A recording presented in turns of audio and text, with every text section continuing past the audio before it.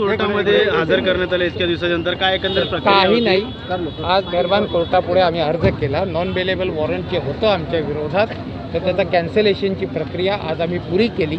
मेहरबान कोर्टाने आम्हाला त्या संदर्भात न्याय मिळवून दिला आणि 2 शर्ती ठेवल्या की ह्याच्यापुढे जेव्हा जेव्हा आम्हाला इन्व्हेस्टिगेटिंग ऑफिसर बोलवतील त्या वेळेला आम्ही तपास अधिकाऱ्यांपुढे हजर राहू. तर किती रुपयाच्या जात मुसळक्यावरती आज बॉन्ड? 15.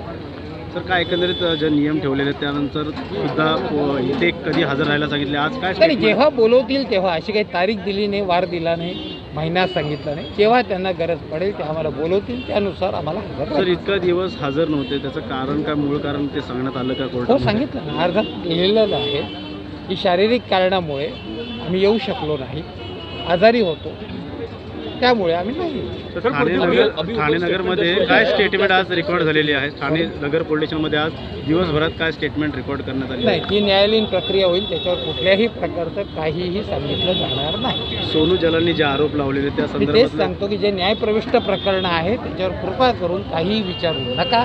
तुम्हाला कुठल्याही प्रकारचं काही उत्तर देणार नाही. पुढची प्रक्रिया वही मैं कह रहा हूँ कि जो न्यायालयीन प्रक्रिया है उसके ऊपर में कोई भाष्य नहीं.